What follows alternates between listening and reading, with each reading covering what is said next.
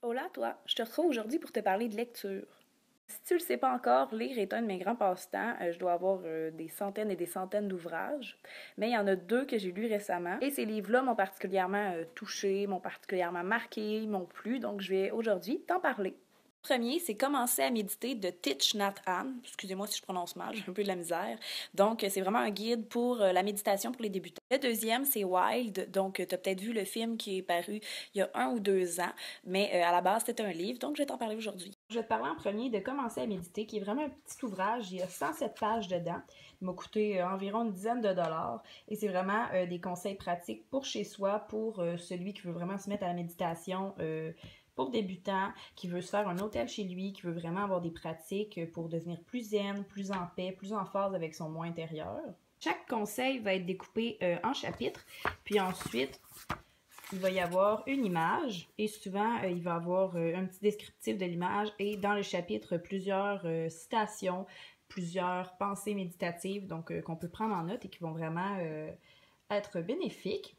Ce que j'aime avec cet ouvrage-là, c'est qu'il est simple, il est concis, il est très bien écrit, il donne de bons conseils pour l'éveil de soi à la maison ou dans la vie réelle. Ça propose vraiment plusieurs phases de méditation et des trucs à appliquer chez soi pour ne pas oublier de pratiquer la pleine conscience. Une autre chose que j'ai beaucoup appréciée de ce livre-là, c'est que le dernier chapitre, c'est une mini-biographie de l'auteur. L'auteur, c'est un personnage que je trouve vraiment inspirant, qui a passé sa vie au service de la paix, au service de la conscience, de l'éveil. Également, au début du livre, il y a une page qui est consacrée à des auteurs et d'autres ouvrages que vous pourriez aimer, qui pourraient vous aider à être plus en paix. Maintenant, je vais te parler de mon bébé. Donc, c'est vraiment un livre qui a marqué ma vie de façon considérable à travers les mois, à travers les ans. Wild. Wild, c'est Cheryl Strayed, qui est l'auteur et qui est également le personnage principal, mais je pourrais pas définir ça comme une biographie.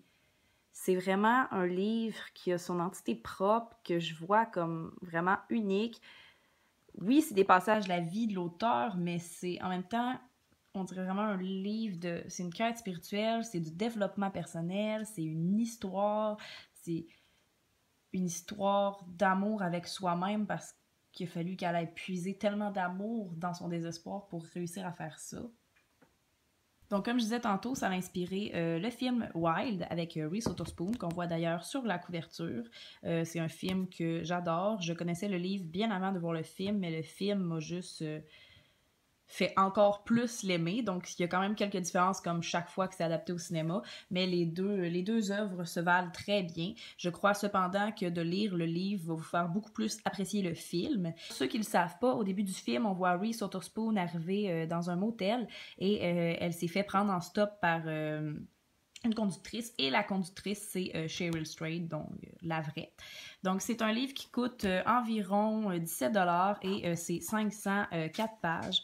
Donc, c'est quand même écrit assez petit. Alors, il y a du stock. C'est un livre vraiment à savourer. Au début, je pensais que je pourrais vraiment le lire d'une traite parce que ça me parlait et tout. Mais justement, parce que ça me parlait, j'ai mis des mois à le lire. Vraiment un livre où est-ce que chaque page ou presque, je m'arrêtais, je réfléchissais sur ce que je venais de lire, sur ce que ça provoquait en moi. Puis, il n'y a pas une page qui provoquait pas une espèce d'émotion en moi. Donc, c'est vraiment un livre que j'ai mis longtemps à finir. Je le lisais encore cet été sur ma galerie. Souvent, je m'arrêtais pour méditer, pour observer la vie qui passe, la vie qui suit son cours. Et j'en ai parlé à d'autres personnes qui l'ont lu. Ça leur a fait à peu près la même chose qu'à moi. C'est vraiment un livre spécial, riche, qui va vraiment, je trouve, qui transcende les choses.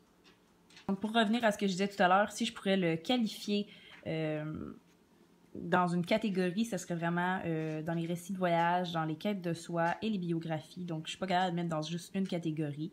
Donc, en gros, c'est vraiment un livre que je relirai jusqu'à ma mort. Il est tellement puissant, il est tellement beau. Puis pour ceux qui connaissent vraiment pas, je vais vous parler un petit peu de l'histoire. Donc, c'est une femme, Cheryl, qui qui s'est vraiment perdue. Elle s'est perdue en dedans d'elle. Il y a eu un choc dans sa vie. Elle s'est perdue. Et pour se retrouver, elle va aller faire le PCT, donc le Pacific Crest Trail, qui est un chemin qui dure sur plusieurs mois. Donc, ça relie la frontière mexicaine à la frontière canadienne. Ça passe par le désert, ça passe par les montagnes enneigées. Il y a vraiment des paysages grandioses. Pour tous les fans de hiking comme moi, de camping et tout ça, vous allez être servis. C'est vraiment une excellente aventure. Si vous avez aimé Into the Wild, ça va être un livre ou un film que vous risquez vraiment d'aimer, mais c'est très différent. Donc, il y a beaucoup de monde qui ont essayé de comparer ça. Pour moi, c'est vraiment pas comparable.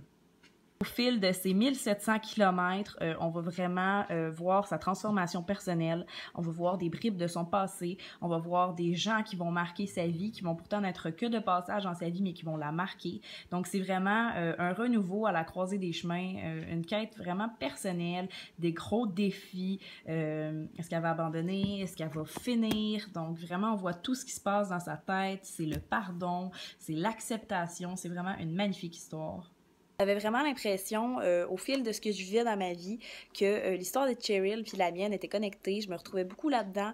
Sa force m'a étonnamment aidée à puiser dans ma force quand j'étais vraiment dans le vide, quand j'étais vraiment creux. C'est un ouvrage qui a vraiment su trouver écho en moi. Ça m'a fait rire, ça m'a fait pleurer, ça m'a fait souffrir, ça m'a fait espérer. Pour moi, cette femme-là et son expérience de vie vous touchent au plus profond. Ils savent vraiment venir chercher ce que vous avez en dedans de vous.